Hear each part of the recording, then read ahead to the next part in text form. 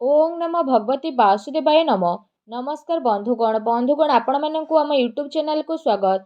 आज भिडियो आम आपण मानक कहबू 12 तारिखर दिनटी आपणकर किपरि साब्यस्त हेबो, केउ प्रकार आज दिन को आपण माने प्लानिंग करिवे, आज दिन रे आपणक पई स्थिति किपरि रहिबो, केउ केउ क्षेत्र रे आपणक फायदा हेबो, केउ सब जिनिस रे आपणक सावधानता रहिबाकू पड़िबो, आपणकर लव लाइफ किपरि रहिबो, कैरियर किपरि रहिबो, बिजनेस आउ व्यापार किपरि रहिबो एवं स्वास्थ्यर महत्वपूर्ण इनफॉरमेशन मध्ये आमे आपण मानकु वीडियो रे कहबू। और वीडियो शेष रे आमे आपण मानकु गोटे उपाय विषय मध्ये कहबू, जहा द्वारा आपण आजिर दिन को आहुरी अधिक शुभ और मंगलदायक साब्यस्त करि परिबे। तेणु आगो को वीडियो आरंभ करबा पूर्व आपण को हमर रिक्वेस्ट कि जदि आपण हम चैनल रे नुआ करी आछंती तो चैनल को सब्सक्राइब करंतु, सांगरे नोटिफिकेशन बेल को मध्ये ऑन करंतु, जहा द्वारा समय समय रे नुआ नुआ वीडियो रो नोटिफिकेशन आपण को सर्वप्रथम मिलिबो। तो आसंतु जानिबा किपरि रहिबो आपणक पई 12 तारिखर दिन। जदि सबुठारु प्रथमे आमे आपण मानकु कहिबु कि कोन आज आपणक पई पॉजिटिव रहिबा पई जाउछि। जदि आमे विशेष भाबरे आपणकु कहिबु कि फ्रेंड्स आज आपणकर भित्तीय स्थिति रे काफी सुधार आसीबो। अचानक ही धन प्राप्तिर नुआ अवसर आपणक जीवन को आसीबो, जहा आपणकर भविष्यत रे आपणक पई गोटे भलो आर्थिक जीवनर विशेष भाबरे निर्माण करिबो। शिक्षा क्षेत्र पई बहुत भलो टाइमिंग रहिबो, आउ आपण आपणक कार्य रे नुआ उपलब्धि को मध्ये प्राप्त करिवे। आपणक भितरे बहुत ऊर्जा मध्ये देखिबा को मिलिबो। ता सहित अन्यक सह भलो व्यवहार करी आपण मानसिक भाबे खुशी अनुभव करिवे। ता सहित आपणक सह काम करूथिबा लोक माने आपणकु सहाय्य सहयोग प्रदान करिवे। आपण आपणक योजना बाबदरे विचार मध्ये करि पारंती। एहा सहित आपणक पई प्रतिटी स्थिति खुशीपूर्ण मध्ये रही जिवो।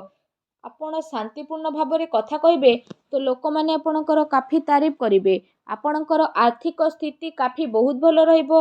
आपण समय पड़िबा सहित निजर कोनोसी मित्र बा बंधुंकर सहायता करिवे। चाकरी पेशा व्यक्ति विशेषण को बहुत भलो धरणर विशेष भाबरे लाभ प्राप्ति हेबो। ता सहित आपणक आपणक जीवन रे प्रतिटी स्थिति रे खुशी मध्ये प्राप्त हेबो। किछि बिगिड़ी थिबा कार्य रे सुधार आसीबार संभावना बनुछि। एहा सहित धन लाभर बहुत भलो अवसर मध्ये आपणको ए दिन रे विशेष भाबरे प्राप्त हेबो। लंबा टाइम रे आपणकर जहा भी पैसा पेंडिंग रहितिला से सब पेंडिंग स्थिति एबे दूर हेबा पई जाउछि, जहा आपणक पई सफलता आउ खुशी नै के आसीबो। निज उद्देश्य को पूरा करिबारे आपण सक्षम नजर आसीबे, आउ सफलता मध्ये आपणको मिली जिवो। ता सहित धैर्यर सह प्रतिटी स्थिति को आपण आपणैबे तो बहुत भलो स्थिति आपणक पई रहिबो। एहा सहित ए दिन मार्केटिंग आउ विभिन्न क्षेत्र रे बहुत भलो रहिबो, जहा पई आपणकर मन बहुत ही प्रसन्न मध्ये रहिबो। आसंतु जानिबा आपणक पई कोन नेगेटिव रहिछि। जदि कहिबा आपणको आपणकर भाई भौणीकर पूरा सहयोग प्राप्त हेबो। ता सहित आपणकर एवं आपणक परिवारर मान सम्मान बढ़िबो। आपणको आपणक परिवारर जरूरत को ध्यान रे रखिकी कार्य करिबा पई पड़िबो, जहा केते थर आपणक नियंत्रण रे बाहर हेबो। आउ सेथि पई आपण प्रॉब्लम रे मध्ये पड़ी पारंती। ता सहित कौनसी खास सौदा बा बड़ फैसला नेबा ठारू दूरी रुहंतु। कौनसी फैसला नेबा आउ तार निष्पत्ति न नेबारे आपणकु प्रॉब्लम आसी पारे।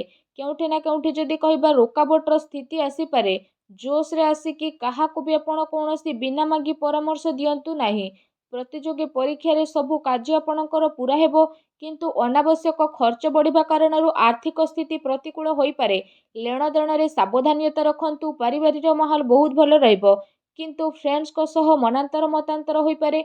संवेदनशील मामले रे विशेष भाबरे चलिबार आवश्यकता रहिछि। संसाधन रे खर्च करिबारे मानसिक अशांति किंबा चिंतापूर्ण स्थिति आसी पारे। आपणकर विश्वास अभावरू करा जाइथिबा रोकावट बा बाधा आपणक जीवन रे आसी पारे। व्यवसायिक दृष्टिरू समय आपणक पई सामान्यदायक रहिबा पई जाउछि। कौनसी नुआ कार्य योजना को विस्तार करिबा आपणक पई बहुत ही आवश्यक रहिबो।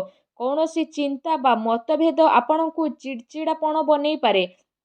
ता सहित आपण आपणकर परिचितଙ୍କ उपरे फैसला देबा पई ट्राई करंतु नाही।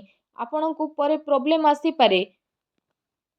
अन्यर कथा को आखि बंद करिकी विश्वास करंतु नाही, अन्यथा स्थिति आपणकर बदली पारे। तेणु सावधान रुहंतु।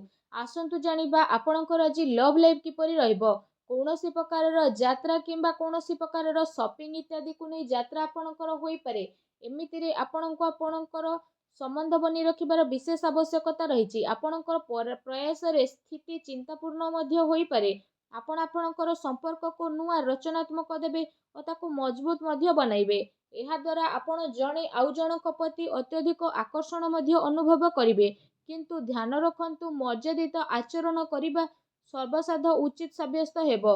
ଏହା ସହ ଆପଣଙ୍କୁ ଆପଣଙ୍କ ପ୍ରେମ ଜୀବନକୁ ଏହା ଅନୁଭବ କରିବାକୁ ପଡ଼ିବ କି ବାସ୍ତବରେ ଏ ସମ୍ପର୍କ ଆପଣଙ୍କ ପାଇଁ ବହୁତ ହି ମହତ୍ତ୍ୱପୂର୍ଣ୍ଣ ଅଟେ। ତା ସହିତ ଆପଣଙ୍କ ପାଇଁ ସ୍ଥିତି ମଧ୍ୟ ବହୁତ ଭଲ ରହିବ। ଏ ଦିନ ପ୍ରେମ ଜୀବନ ଦୃଷ୍ଟିରୁ ବହୁତ ହି ଭଲ ଦିନ ସାବ୍ୟସ୍ତ ହେବ। ତା ସହିତ ଏ ଦିନରେ ଆପଣଙ୍କୁ ଅବଶ୍ୟ ହିଁ ଲାଭ ଉଠାଇବାର ରହିଛି। ଆସନ୍ତୁ ଜାଣିବା ଆପଣଙ୍କ ବ୍ୟବସାୟ କ୍ୟାରିୟର କିପରି ରହିବ। ବ୍ୟାପାର ଧନ୍ଦା ଆପଣଙ୍କର ବହୁତ ଭଲରେ ଚାଲିବ। କାର୍ଯ୍ୟ କ୍ଷେତ୍ରରେ ବିଶେଷ ସଫଳତା ପ୍ରାପ୍ତ ହେବ ଏବଂ କାର୍ଯ୍ୟଭାରର ଯେହେତୁ ଅଧିକତା ରହିବ, ଯେଉଁଥିପାଇଁ ଆପଣଙ୍କୁ ଅଧିକ ପରିଶ୍ରମ ମଧ୍ୟ କରିବା ପାଇଁ ପଡ଼ିବ ଆଉ ପୁରା ଦିନ ଦୌଡ଼ା ଦୌଡ଼ିରେ ପଡ଼ିବ। କାମ କାର୍ଯ୍ୟ ସିଲସିଲାରେ ଆପଣଙ୍କୁ କୌଣସି ଛୋଟ ଯାତ୍ରାରେ ମଧ୍ୟ ଯିବାକୁ ପଡ଼ିପାରେ, ଯାହା ଆଗକୁ ଯାଇ ଆପଣଙ୍କ ପାଇଁ କାଫି ଲାଭଦାୟକ ସିଦ୍ଧ ହେବ। ତା ସହିତ ଆପଣଙ୍କୁ ଧନ ପ୍ରାପ୍ତିର ଅନେକ ଅବସର ମଧ୍ୟ ମିଳିବ, ଯାହା ପାଇଁ ଆପଣଙ୍କ ମନ ବହୁତ ହି ପ୍ରସନ୍ନ ରହିବ।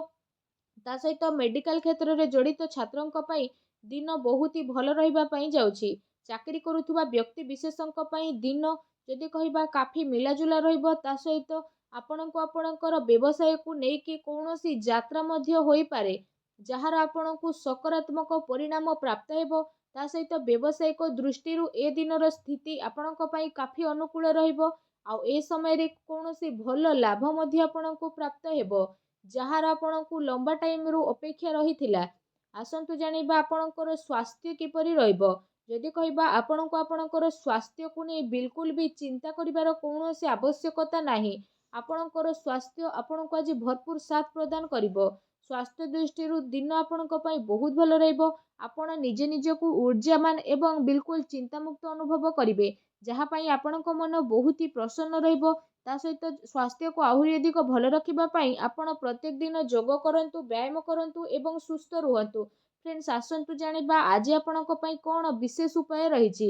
ଆଜି ଆପଣ ସ୍ନାନ ଆଦି କରିସାରିବା ପରେ ବିଶେଷ ଭାବରେ ମା ଲକ୍ଷ୍ମୀଙ୍କର ପୂଜା ଆରାଧନା କରନ୍ତୁ। ତା ସହିତ ଘରର ଈଶାନ କୋଣରେ ଘିଅ ଦୀପ ବା ତେଲ ଦୀପଟିଏ ଲଗାନ୍ତୁ। ଛୋଟ ପିଲାଙ୍କୁ ଚକୋଲେଟ୍ ଖାଇବାକୁ ଦିଅନ୍ତୁ ଏବଂ ଘରର ଛାତ ଉପରେ କିଛି ଦାନା ପକାନ୍ତୁ, ଯାହାଦ୍ୱାରା ସେ ଦାନାକୁ ପକ୍ଷୀମାନେ ଖାଇବେ, ଯାହାଦ୍ୱାରା ଆପଣଙ୍କ ଜୀବନରେ ଯାହା ବି ନକାରାତ୍ମକ ଶକ୍ତି ଥିଲା ସେ ସବୁ ନକାରାତ୍ମକ ଶକ୍ତିର ବିନାଶ ହେବ ଆଉ ଶୁଭ ଫଳ ଆପଣଙ୍କୁ ପ୍ରାପ୍ତ ହେବ।